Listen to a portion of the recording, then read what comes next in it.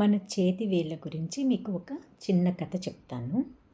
ఒకసారి ఈ చేతికున్న 5 వేళ్ళు కూడా మనలో ఎవరు గొప్ప అని చెప్పేసి దెబ్బలాడుకుంటున్నాయి. ఏ వేలుకి ఆ వేలు నాకు నేనే గొప్ప, నేనే గొప్ప అని చెప్పేసి దెబ్బలాడుకుంటూ ఉంటాయి. అయితే ఈ సమస్య ఎంతటికి పరిష్కారం కాకపోతే సరే, మనల్ని సృష్టించిన బ్రహ్మదేవుడి దగ్గరికే వెళ్ళి అడుగుదాము. ఈ 5 వేలల్లో ఎవరు గొప్ప అని చెప్పేసి బ్రహ్మదేవుడి దగ్గరికి వెళ్తారు.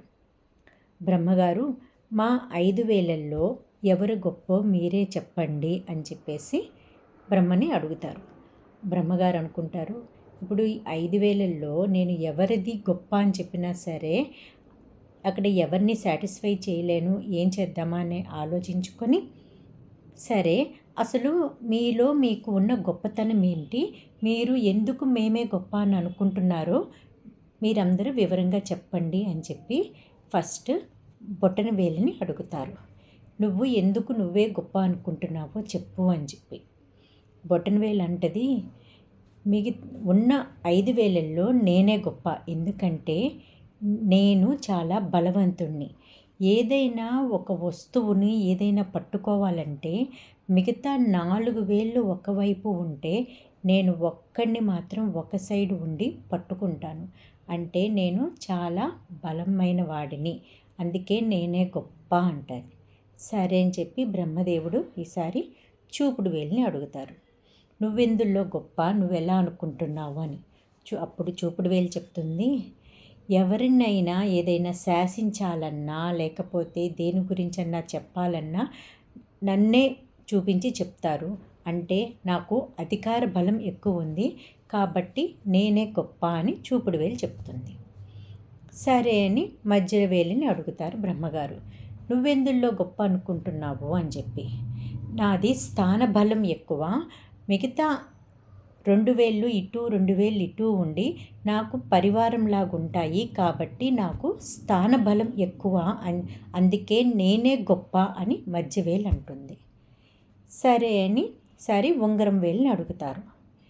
ఉంగరం వేలు అంటుంది, నేను ఐశ్వర్యానికి సంపదకి చిహ్నము కాబట్టి ఏదైనా సరే ఒక ఉంగరం పెట్టాలన్నా ఫస్ట్ నా వేలికే పెట్టి తర్వాత మిగతా వేళ్ళ దగ్గరికి వెళ్తారు. కాబట్టి ఐశ్వర్యపరంగా నేనే గొప్ప, అందుకే అందరికంటే నేనే గొప్ప అని చెప్పేసి ఉంగరం వేలు అంటుంది. తర్వాత చిటికిన వేలిని అడుగుతారు బ్రహ్మగారు, నువ్వెందుల్లో గొప్ప అని చెప్పి. అయితే చిటికిన వేలు అంటది, నేను ఎందుల్లో గొప్ప అని నేను అనుకోవట్లేదు, నాకు ఈ గొడవకి ఎటువంటి సంబంధం లేదు అని చెప్పి చిటికిన వేలు చెప్తుంది. అయితే మరి వీళ్ళందరితో కలిసి నువ్వెందుకు వచ్చావు అని బ్రహ్మగారు అడుగుతారు. నేను మీకు కృతజ్ఞతలు చెప్పడానికి వచ్చాను, అంతే తప్ప ఈ గొడవకి నాకు ఎలాంటి సమస్య లేదు అని చెప్పి చిటికిన వేలు చెప్తుంది. నువ్వు నాకెందుకు కృతజ్ఞతలు చెప్పాలనుకుంటున్నావు అని బ్రహ్మగారు అడుగుతారు. ఇక్కడ మా 5 వేళ్ళు సృష్టించి నాకు అందరికన్నా మొదటి స్థానాన్ని ఇచ్చారు. భగవంతుడికి నమస్కారం చేసుకోవాలంటే ఫస్ట్ నా వేలు మాత్రమే ఉంటుంది. ఆ అవకాశము నాకు మాత్రమే మీరు ఇచ్చారు.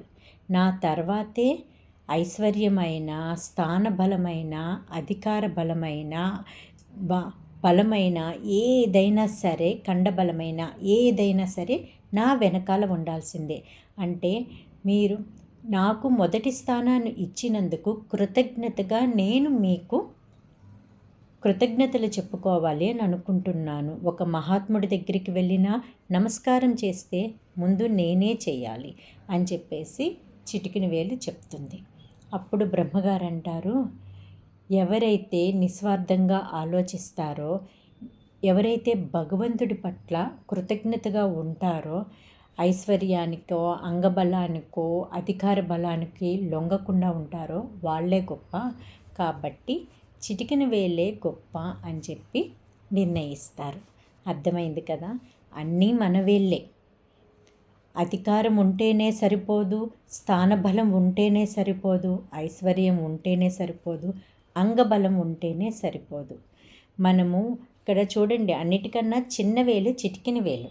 కాబట్టి దేనిని ఏది చులకన చేయకూడదు. అన్నీ ఉండి అణకువగా ఉంటేనే మనం ఏదైనా నెగ్గించుకొని రాగలం. కథ నచ్చితే ఒక చిన్న లైక్ కొట్టండి. Thank you. హాయ్ ఫ్రెండ్స్, ఈ గడియారం